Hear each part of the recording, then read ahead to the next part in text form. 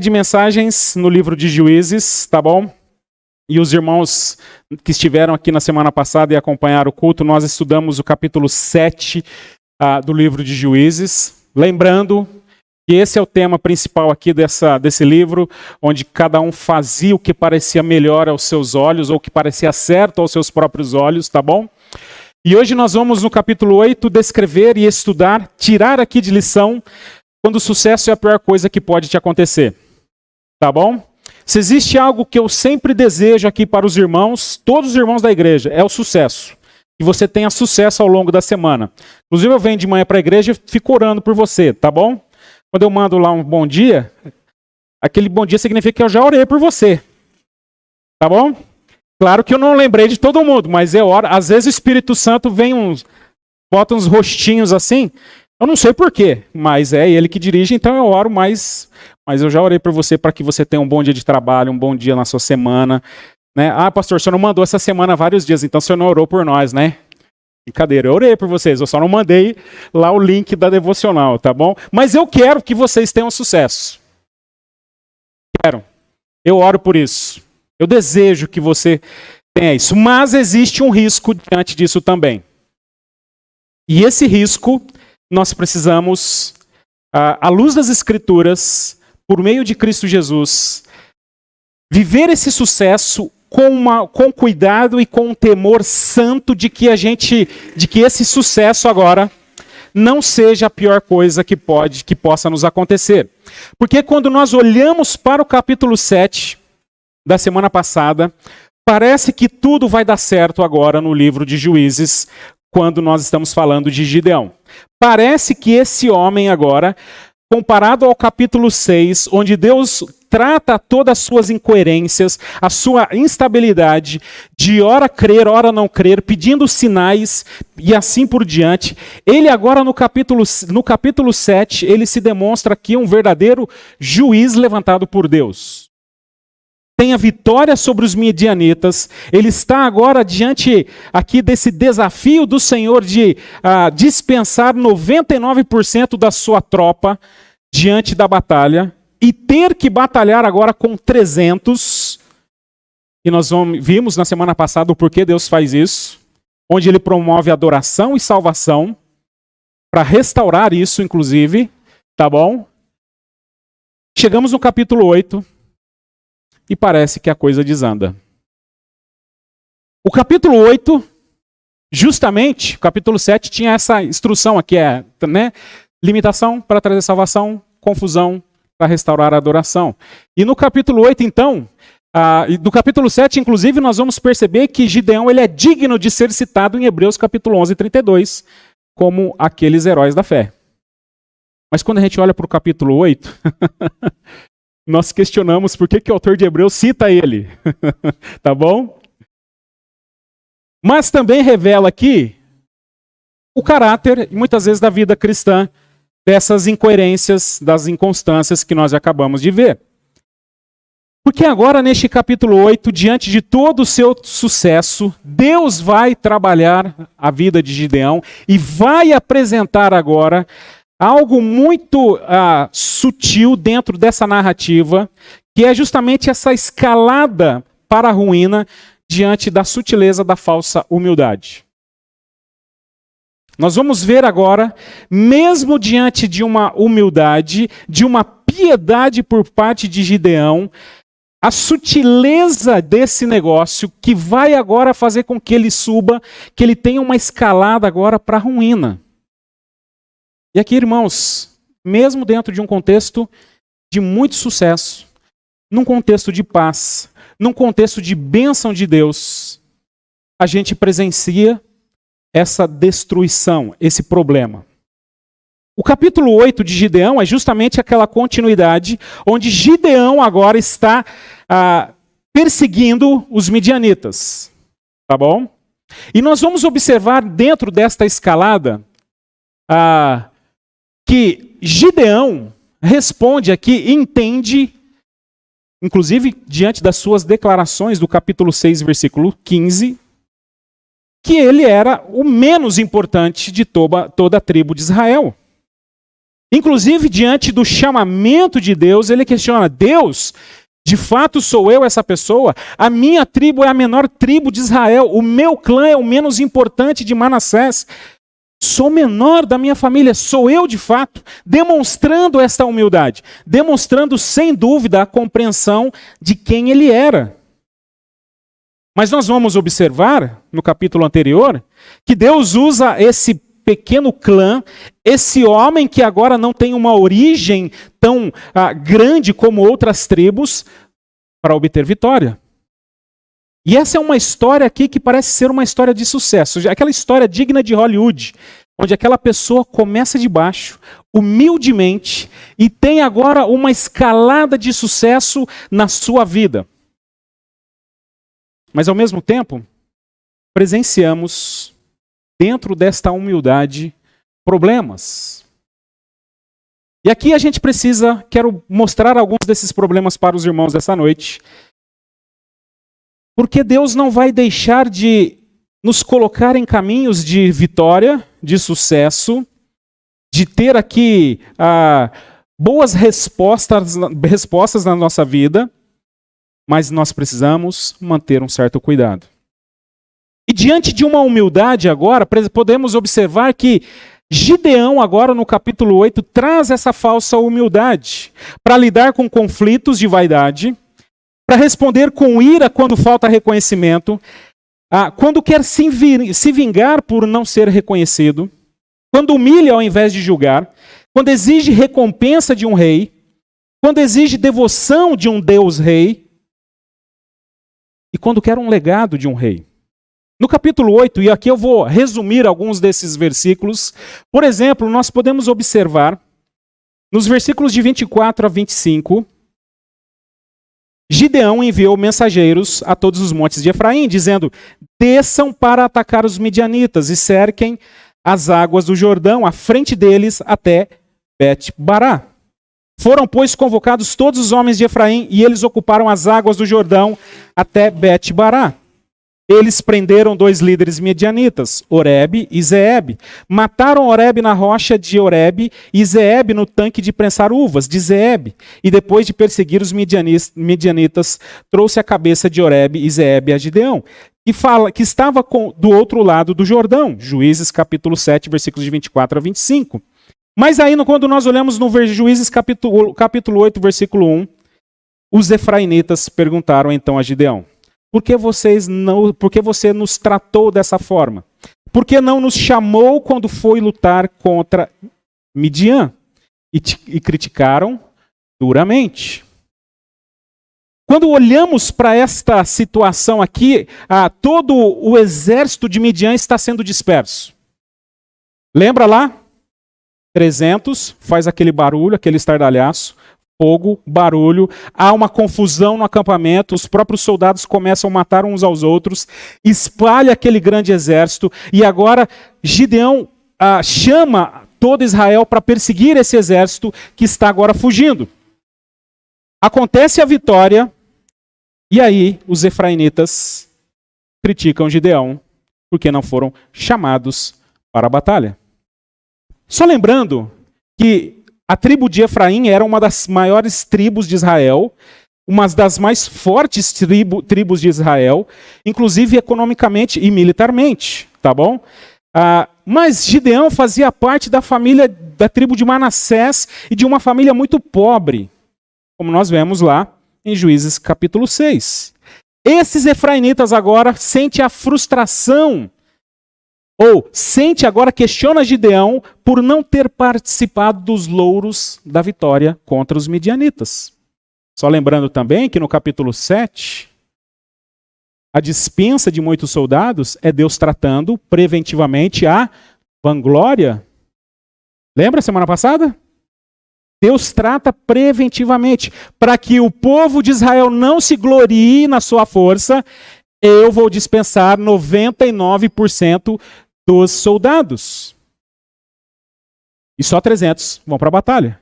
Mesmo assim, quando nós olhamos capítulo 8, versículo 1, Israel está agora exigindo os louros da vitória. Deus é sábio, viu? Deus conhece o coração. Deus sabia que esse povo ia se orgulhar. E isso de fato acontece. E Gideão agora, dentro desta humildade aqui, que ele precisa lidar com esse conflito de vaidades. Porque não ficaram satisfeitos, ficaram indignados com Gideão. E é claro que nós vemos aqui na sequência do texto, nos versículos de 2 a 3, uma resposta diplomática de Gideão. Ele, porém, respondeu: que é que eu fiz em comparação a vocês? O resto das uvas de Efraim não são melhores do que todas as colheitas de Abiezer? Deus entregou os líderes midianitas, Oreb e Zeeb, nas mãos de vocês. O que pude fazer não se compara com o que vocês fizeram. Diante disso, acalmou-se contra Gideão. Gideão foi diplomático aqui nessa resposta, tá bom? A diplomacia de Gideão aqui, inclusive, nós vamos observar, quando nós continuamos lendo esse texto, não dura muito tempo. Até se questiona se isso é fruto dessa humildade. Na barba? Agora você quer que eu corte a barba agora? Tirei a máscara, agora que você quer tirar brincadeira, hein, Léo? Ô, dureza, viu?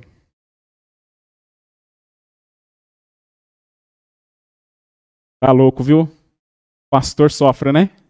Ô, dureza. Mas aqui, ele precisa lidar com esse conflito de vaidades. Ele precisa lidar com isso.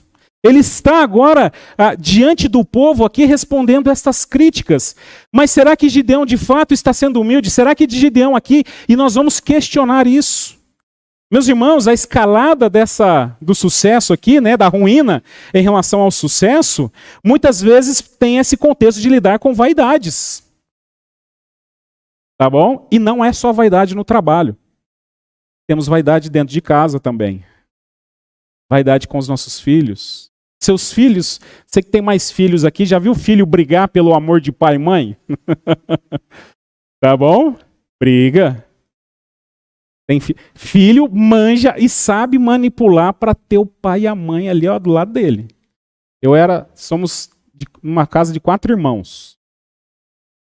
4 homens. E a gente sabia manipular direitinho para nutrir a nossa vaidade. Eu sou a mais amada do meu papai e da minha mãe. Tá bom? E olha que minha mãe usava cinta, como eu falei de manhã. Graças a Deus que ela usava cinta, senão estava tudo perdido, mais ainda. Né?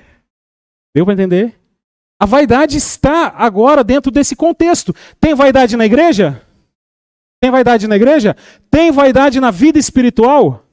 Tem vaidade na vida espiritual. O Senhor Jesus trabalhou muito diante disso com os próprios discípulos, com aqueles fariseus. Meus irmãos, quando nós observamos aqui a nossa vida crescendo, amadurecendo, podemos cair aqui, gerando sucesso, podemos cair nesse erro. Vaidade. Mas ao mesmo tempo, estando dentro de uma capa, de uma máscara, de uma falsa humildade. Não, mas eu sou humilde. Você já viu o orgulhoso dizer que ele é orgulhoso? Ele não vai admitir isso, porque ele é orgulhoso. É lógico. Tá bom? Ele vai dizer, eu sou o mais humilde da igreja. Com todo orgulho, eu sou o mais humilde. Eu tenho orgulho de ser o mais humilde de Jundiaí. Isso é uma falsa humildade. Aqui dentro dos nossos relacionamentos, marido e esposa, né? A gente dá o braço a torcer na discussão?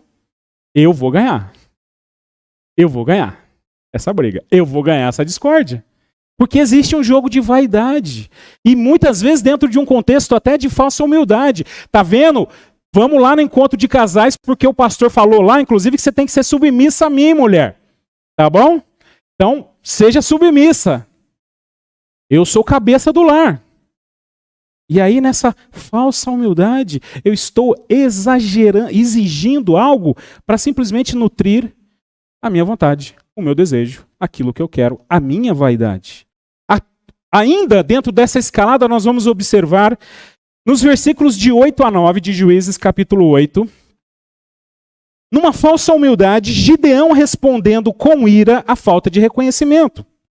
Gideão e seus 300 homens, já exaustos, continuaram a perseguição. Chegaram ao Jordão e atravessaram.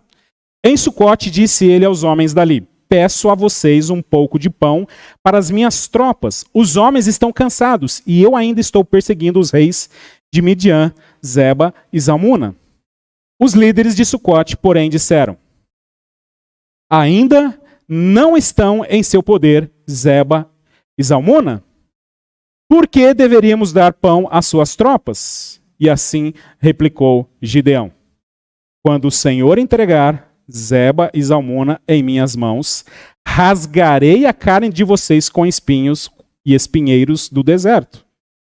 Os versículos de 8 a 9. Dali subiu para Peniel e fez o mesmo pedido aos homens de Peniel. Mas eles responderam como os de Sucote. Aos homens de Peniel ele disse: quando eu voltar triunfante, destruirei esta fortaleza. Gideão aqui está pedindo ajuda aos seus conterrâneos diante de uma perseguição. Nada mais justo.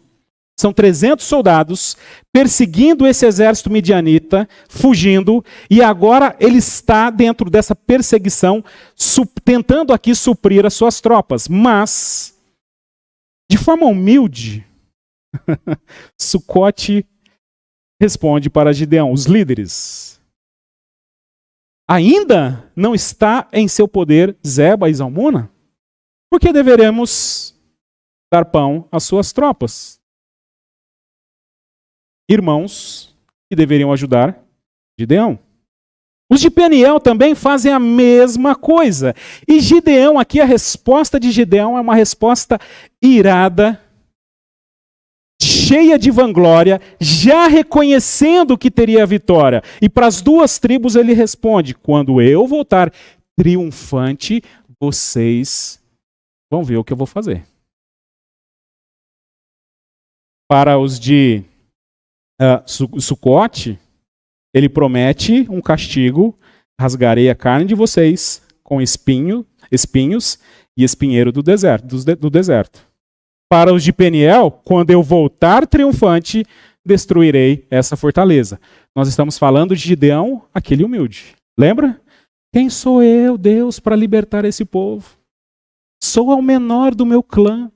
Mas quando eu voltar triunfante, vocês verão o que eu vou fazer.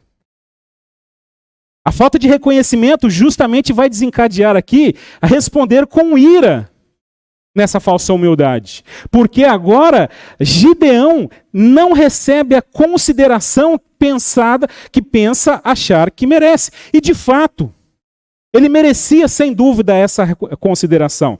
De fato, aqui Gideão poderia trazer justiça a essas pessoas. De fato, essas pessoas aqui estão num erro de não ajudar o seu irmão numa tarefa que beneficiaria toda a nação aqui.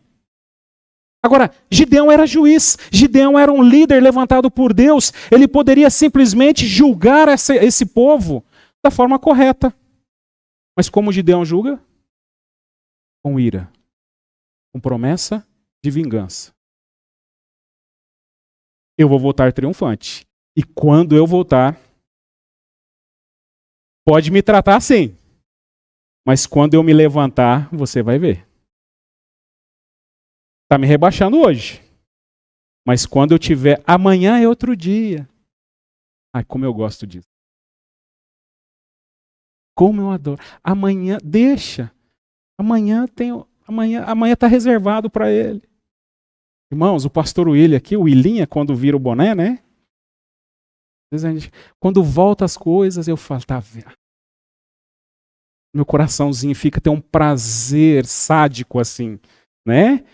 Ai, que bom, porque quando ele fez isso para mim, quando ele disse isso para mim, quando fez isso, eu não falei nada, mas no meu coração estava aqui. Está reservado, deixa ele.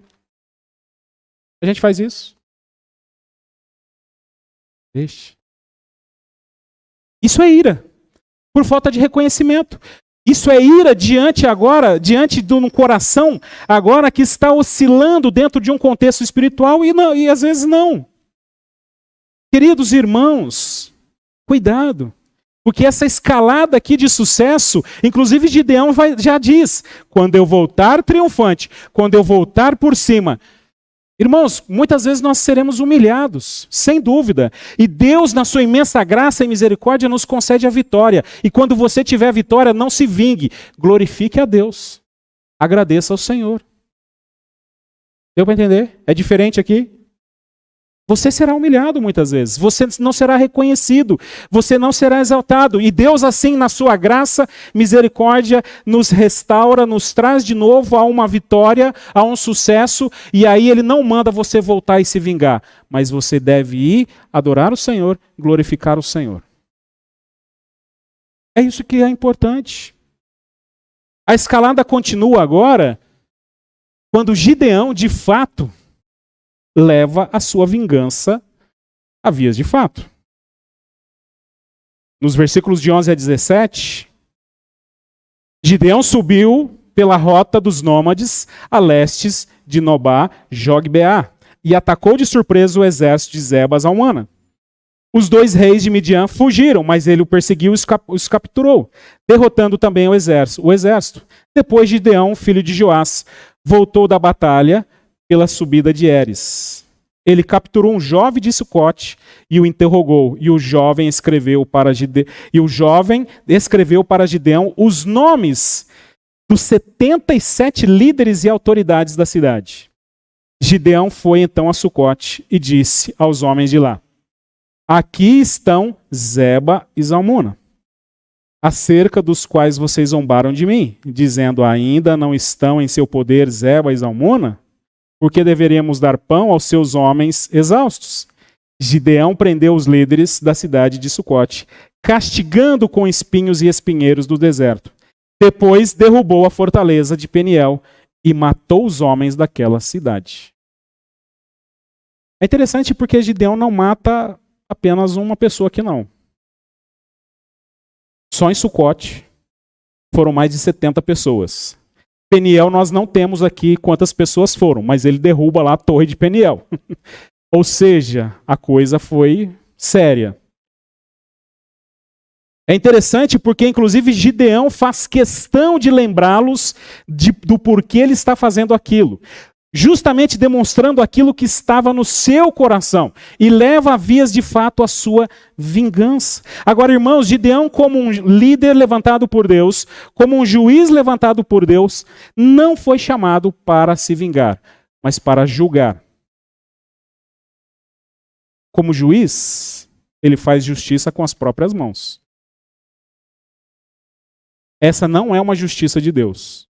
Por mais que Sucote e Peniel mereciam a justiça, por mais que eles deveriam sofrer o castigo daquilo que eles fizeram, Gideão optou pela vingança e não a justiça. Porque, irmãos, a vingança, ela é prazerosa. Ela dá prazer à nossa carne, ela dá prazer à nossa vaidade afrontada. A nossa carne afrontada. Deu para entender? A justiça é justa. Mas na ira, na raiva, na minha vaidade, quando ela é afrontada, eu quero vingança, porque a vingança é mais prazerosa. Como dizia o seu Madruga, né? A vingança nunca é plena, mata a alma e envenena. Seu sábio, seu Madruga. Agora, Gideão era um juiz.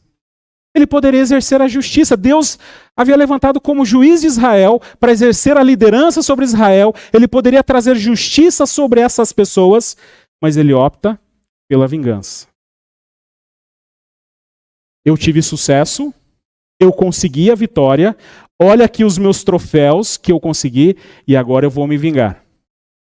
Está entendendo a pitadinha de sadismo nesse negócio todo aqui? De prazer carnal em relação a isso? Irmãos, de novo aqui.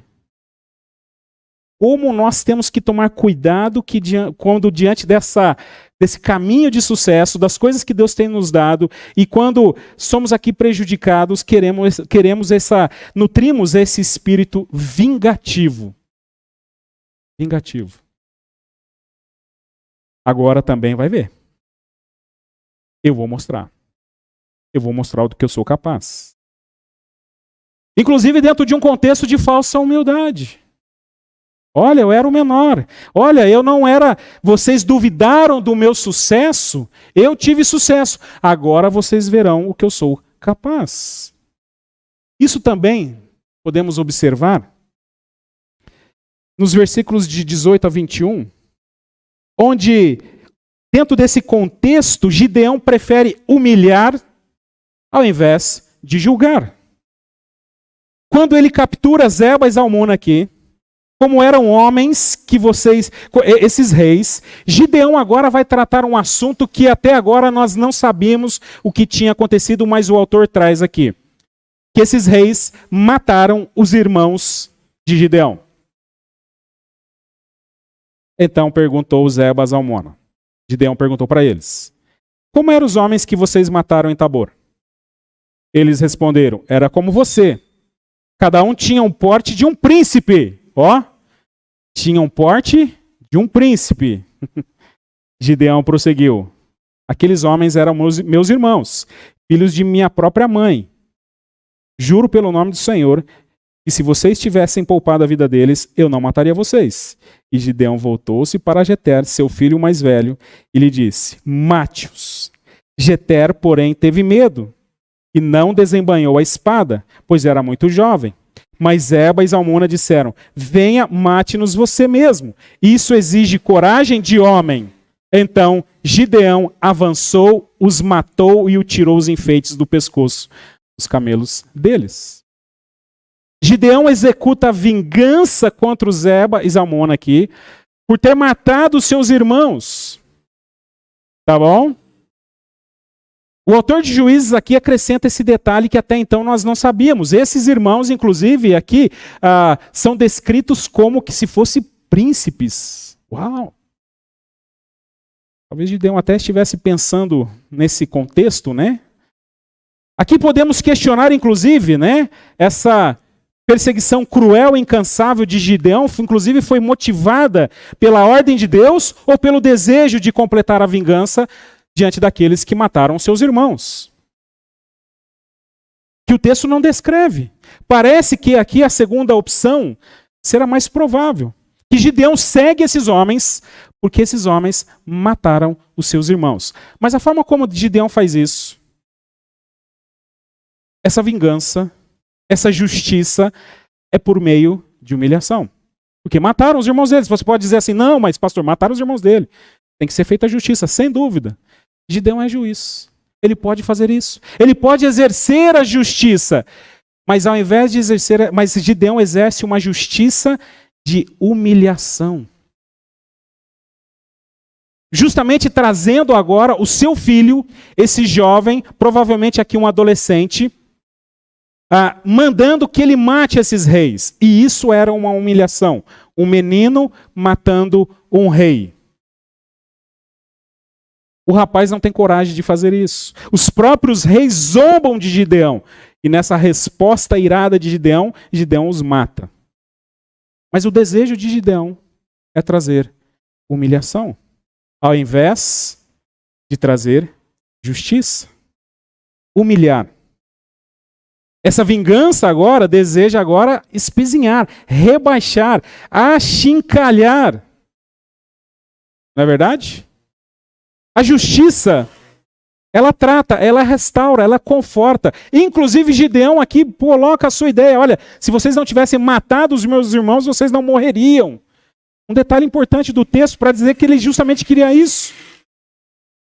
Mas Gideão quer desfrutar do prazer da humilhação por meio da vingança.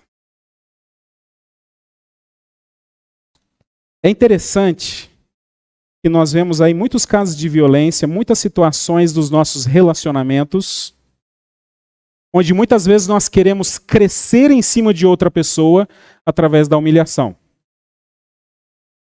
de rebaixar o outro. Isso acontece nas nossas rodas ali de trabalho.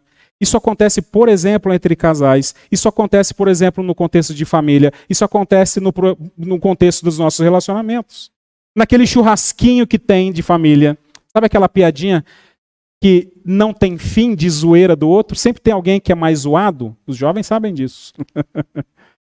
Na minha época de jovens, tinha o Carlinhos lá na igreja. Ele era chato, ele merecia ser zoado. Ele era chato, mas sabe aquele chato? Mas chato, o cara era chato mesmo. Né? Nos acampamentos dos jovens, ele era a vítima de todas as aprontações que existiam. Passa de dente, corta cabelo, até queimar a roupa de cama dele, cortaram. Quase tacaram fogo nele no acampamento lá. Nossa, pastor, o povo lá era Gideão assim. Era tipo Gideão. Não tô, vocês tomam cuidado com o acampamento de jovens aí, hein? Nem ideia, sem ideia, não tô dando ideia não, hein? O Carlinhos era chato. E muitas vezes essa coisa levava a essa humilhação, que era uma tristeza. Que a gente percebia que muitas vezes essa própria zoeira não tinha mais sentido. Não era mais uma brincadeira. Passou agora a ser satisfação pela humilhação. Eu conheci um casal uma vez que o homem, diante de outras pessoas, dos seus amigos, ele humilhava a esposa para crescer diante de seus amigos. Vamos almoçar lá em casa? Rapaz, não vai não, porque essa mulher cozinha... Ih, rapaz, cozinha mal, hein? Cozinha mal. Essa mulher... Não vou nem te chamar, você. E perto da mulher dele. Ih, rapaz, essa mulher aqui, não limpa a casa. Olha, nem adianta. E humilhava a mulher, simplesmente para agora ter um reconhecimento diante dos seus amigos, diante das pessoas. Para fazer graça. O resultado disso é que hoje estão separados. Deu para entender? Porque agora Gideão tem o direito de fazer justiça. Mataram seus irmãos. Mas ele opta pelo caminho da humilhação. Mas quando nós falamos de justiça, irmãos, a justiça trata, a justiça restaura, a justiça conforta. E ela é importante, mas a vingança que humilha, ela quer espezinhar, rebaixar, achincalhar. É uma tragédia. Gideão, na sua escalada agora de sucesso e ruína, ele vai exigir uma recompensa de rei, mesmo não querendo ser rei. Os israelitas disseram a Gideão: reine sobre nós, você, seu filho e seu neto, pois você nos libertou das mãos de Midian. A proposta de Israel era para que Gideão se tornasse rei e a sua descendência agora, filhos e netos. Aqui é uma pincelada do próprio povo de Israel querendo já introduzir por si só essa monarquia diante de um momento político onde Deus estabelecia juízes para comandar a nação. E faz essa proposta, uma boa. Quem aqui não quer ser rei? Seja rei sobre nós. Mas Gideão, numa humildade, diz assim: não reinarei sobre vocês, respondeu-lhes Gideão. Nem meu filho reinará sobre você. E olha que resposta legal que ele dá aqui. O Senhor reinará sobre vocês. Pô, Gideão, agora parece que vai dar certo, né? O Senhor vai reinar. Ele está certo em dizer isso. Eu não vou reinar porque quem reina é Deus. Mas o texto não para aí. Podia ter parado aí, né, Gideão? E prosseguiu: só faço a vocês um pedido, que cada um de vocês me dê um brinco da sua parte dos despojos. Os ismaelitas costumavam usar brincos de ouro. Eles responderam: de boa vontade os daremos a você. Então estenderam uma capa e cada homem jogou sobre ela um brinco tirado dos seus despojos. E o peso dos brincos de ouro chegou a 20,5 kg de ouro, sem contar os enfeites, os pendentes e as roupas de púrpura que os reis de Midian usavam e os colares que estavam no pescoço de seus camelos. Olha, Deus precisa reinar sobre vocês. Eu não quero ser rei. Mas dá um pouquinho do espólio de guerra aí. Dá riqueza. Nessa falsa humildade, eu não serei o rei, não serei eu que vou reinar sobre vocês, mas eu exijo a recompensa de um rei. Assim, Gideão, os israelitas também se esqueceram que quem concedeu a vitória sobre Midian foi o próprio Deus. Gideão derrota Midian, então agora tem que ser o nosso rei, eles raciocinam. Mas eu não quero, só que não, mas eu quero a riqueza. É isso que ele está dizendo. Gideão aqui poderia ter parado nisso. Ele inclusive fala de Deus reinando, mas há aqui esse pedido que justamente revela o coração deste homem. Não quero ser rei, mas eu quero a riqueza de um rei. Não quero ser rei, porque somente Deus reina, mas eu quero a honra que cabe a um rei, a riqueza. E Gideão, de uma tribo menor, de uma tribo insignificante, passa a ser um dos homens mais ricos de Israel agora. Alguém que herda agora uma grande quantidade de ouro. Nessa falsa humildade, que agora é revelada nesse contexto. Irmãos, presta atenção aqui agora. Deus conhece o nosso coração. Nós não enganamos Deus. Tá bom? A gente pode até dizer assim para o irmão, não, tá tudo bem. Não, naquela falsa humildade, numa falsa piedade. Eu posso até dar uma resposta espiritualmente correta, mas o meu coração está desejando algo que não condiz com aquilo que eu estou dizendo. Às vezes a gente faz isso. Eu não quero, mas no fundo, eu quero. Diante de Deus, cabe aqui a nossa honestidade. Se Gideão entende que o único Deus de Israel, inclusive aqui na história de Gideão, é a última vez que Gideão vai se lembrar de Deus, porque depois disso ele não lembra mais do Senhor. Numa falsa humildade podemos assim dizer, olha, eu não quero isso, Senhor. Não, mas você quer. Você deseja sim. E Deus conhece o nosso coração. E a gente pode mentir para os outros, pode enganar os outros, pode inclusive eu posso enganar a mim mesmo. Mas Deus conhece meu coração. Você sabe que você quer isso. Olha a resposta, acho que mais importante diante disso, irmãos. Seja transparente diante de Deus. Deus, eu quero isso. Mas eu sei que não é a tua vontade. Eu sei que isso está errado. Porque o meu coração é pecador. Porque o meu coração é inclinado para o mal. Deus, eu quero a vingança. Porque eu sinto prazer nisso. Mas eu sei que isso não é do Senhor. Quebranta meu coração. Deus, eu quero porque eu quero essa grana. O governo lá lançou lá quanto... Você viu quanto que você tinha perdido lá no banco? E eu fui lá no banco, no site. Né? A Linda foi, eu nem fui lá. A Linda foi. William, vai que a gente tem R$1 milhão lá que é perdido, né? Não sei de onde ela tirou isso. Vai que a gente esqueceu lá. Quanto você tinha, amor? R$6 ainda? Isso. O Cláudio tinha 26 centavos. E o Cláudio veio aqui comigo, a gente sentou. Vamos lá, Cláudio, vai. E aí o Cláudio até falou, né? Olha, pastor, se tiver uma grana lá, eu vou trocar a pia de casa.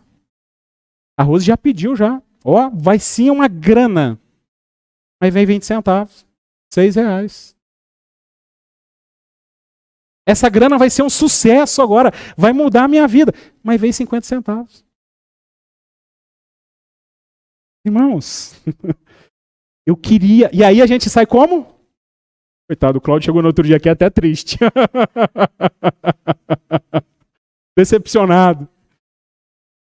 Porque o nosso coração quer isso, sem dúvida. Estou dando um exemplo aqui, é brincadeira, não é pecado, tá bom? Não é isso não, mas é o que muitas vezes, para ilustrar isso que o nosso coração muitas vezes deseja, mas a nossa fala, o nosso gesto, muitas vezes nessa falsa humildade, nessa falsa piedade, pode mascarar uma coisa que, de fato, o meu coração não quer. Sabe aquele negócio assim, você está mal com o irmão, tá tudo bem, meu amor. Oh, vem dar um abraço. Aí se tiver uma faca, você dá uma facada assim. Mas não tá. Não é assim. Porque no meu coração, eu quero que ela morra.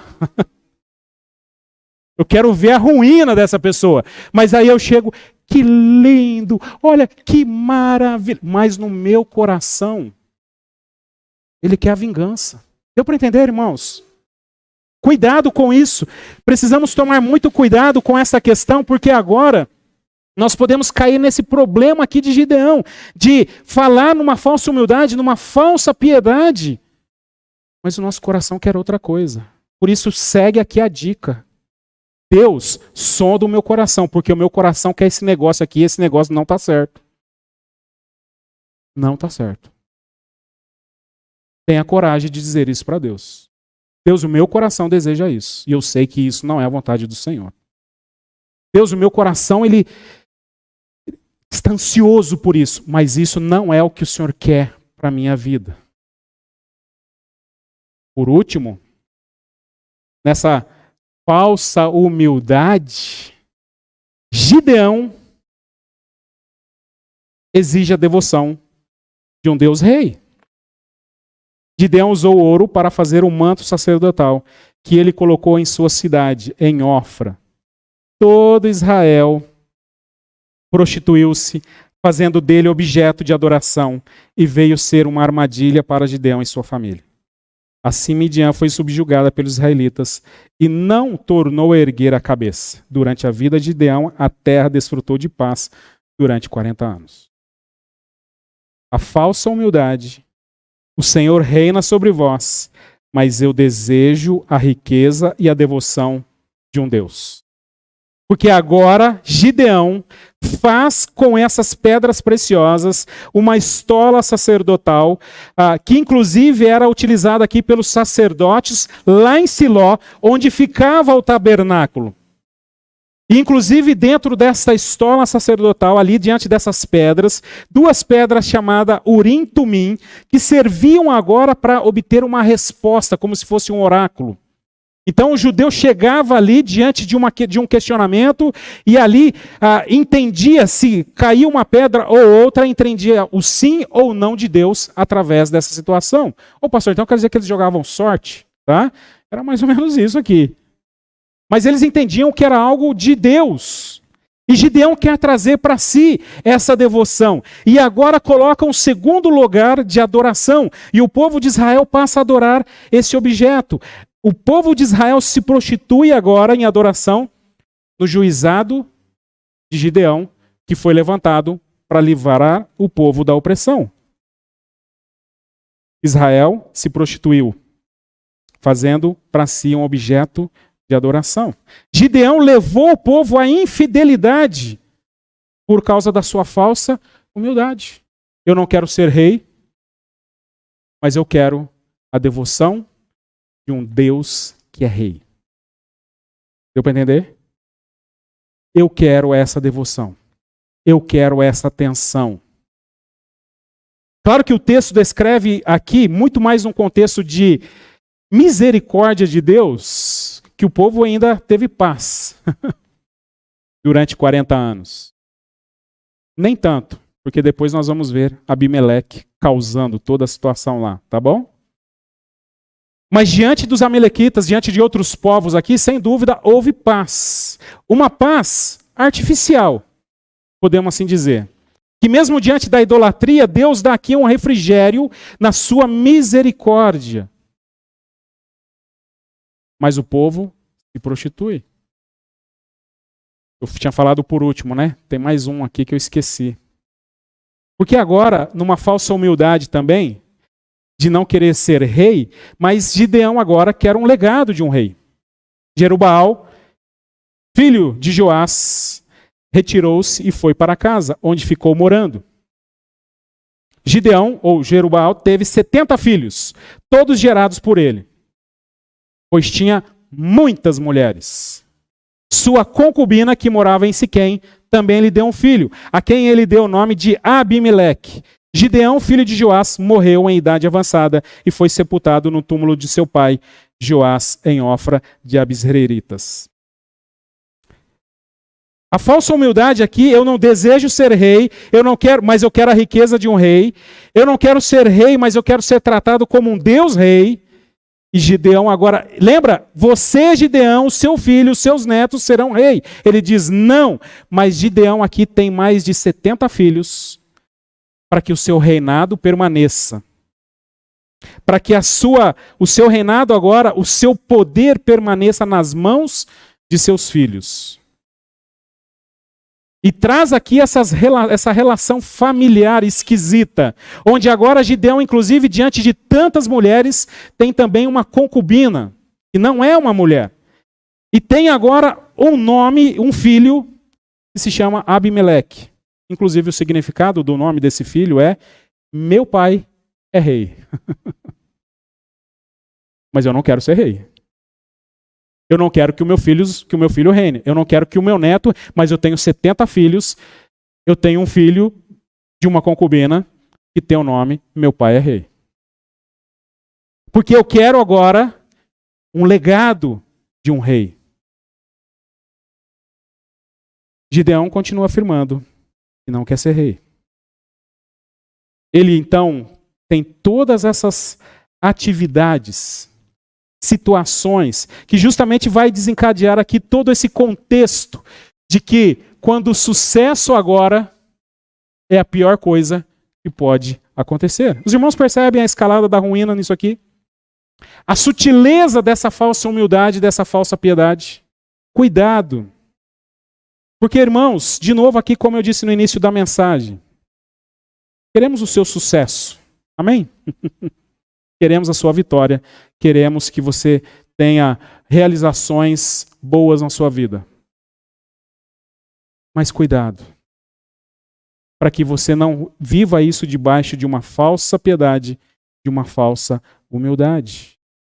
Porque quem sabe aqui, nós podemos pensar naquilo que o Senhor Jesus disse, como sendo o bem maior para aquele jovem de Marcos capítulo 10, versículos 17 a 22.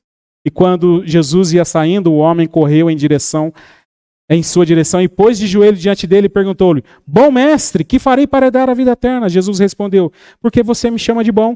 Ninguém é bom a não ser um, que é Deus. Você conhece os mandamentos: não matarás, não adulterarás, não furtarás, não dará falso testemunho, nem enganará ninguém. Honra teu pai e tua mãe. E ele declarou: mestre, tudo isso tenho obedecido desde a minha adolescência. Jesus olhou para ele e o amou. Falta uma coisa para você, disse ele. Vá, venda tudo o que você possui, dê o dinheiro aos pobres e você terá um tesouro no céu. Depois vem e siga-me. Diante disso ele ficou abatido, afastou-se triste, porque tinha muitas tristezas. Porque esse jovem agora não entendeu que apesar de ser rico, o seu maior bem é Cristo Jesus. Aquilo que você pode herdar neste mundo de algo maravilhoso.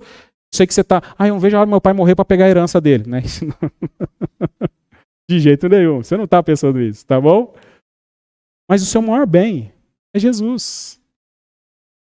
É Cristo Jesus. Deu para entender? Eu quero acumular bens, eu quero mostrar pelos meus bens quem eu sou. Olha, mas isso às vezes pode ser uma ruína.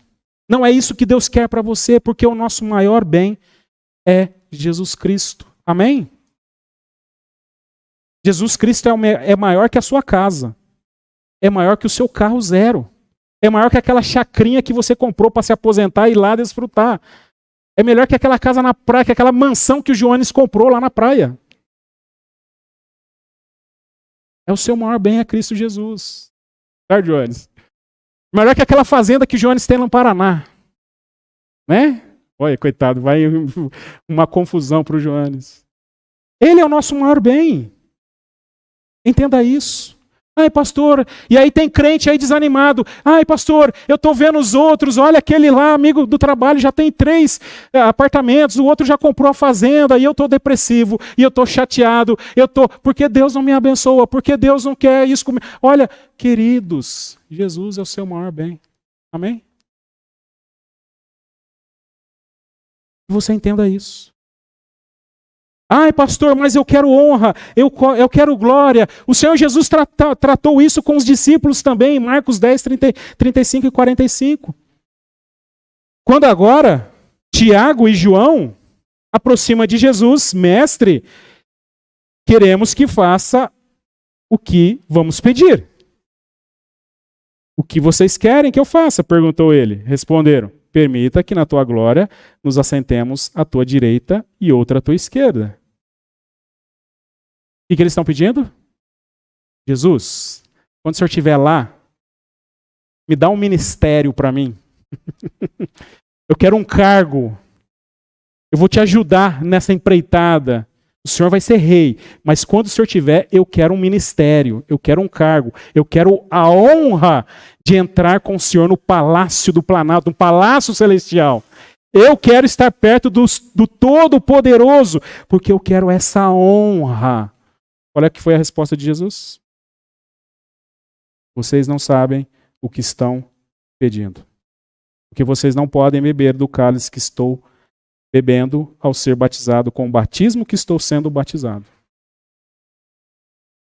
Quantos irmãos, quantos de nós, mesmo por meio de Jesus, queremos ser mais gloriosos que o próprio Senhor Jesus?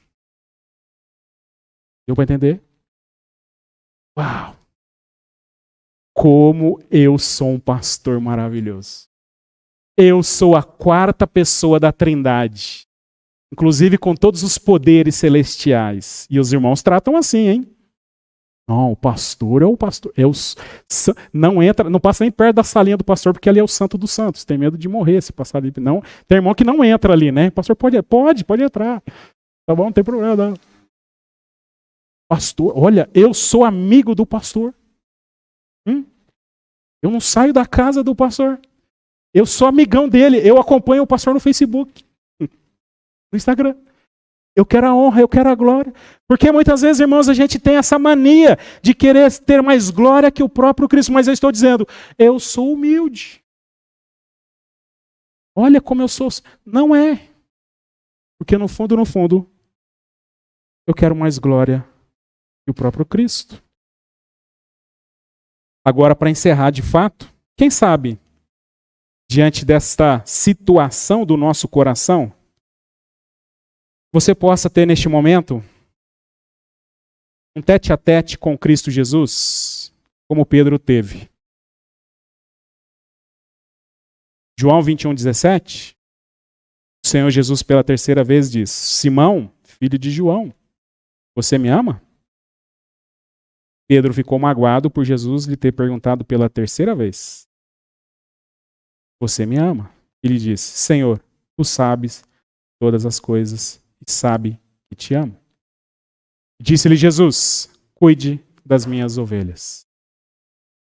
É interessante que dentro desse texto nós podemos observar que dentro daquele diálogo que Jesus tem com Pedro, por mais que Pedro aqui queria responder a algo que não estava no seu coração, Jesus demonstra que conhece o seu coração.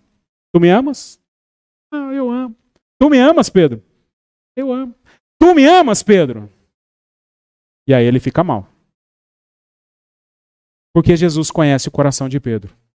Porque Jesus sabe o que está em seu coração. Jesus, ele é o nosso maior presente, é aquele que sabe aquilo que estamos vivendo, aquilo que estamos sentindo. Que nesta noite você possa, sim, irmãos, em nome de Jesus, desfrutar das bênçãos que Deus tem te dado. Você tem sido abençoado? Amém? Tem sido uma bênção a sua vida? Acho que tem sido, né? Amém. Tem tido sucesso, graças a Deus. Vitórias grandiosas. Bênção sem medida. E que diante disso tudo, você possa colocar o seu coração diante de Deus essa noite. Pedir para que Jesus agora sonde o seu coração em nome de Jesus. Para justamente saber e reconhecer, mostrar para você se você talvez tenha vivido esse caminho de uma falsa humildade e uma falsa piedade. E eu desafio você essa noite a se arrepender disso. E nesse arrependimento agora, honrar aquele que de fato precisa ser honrado. Glorificar aquele que de fato precisa ser glorificado, que é Cristo Jesus. Vamos cantar.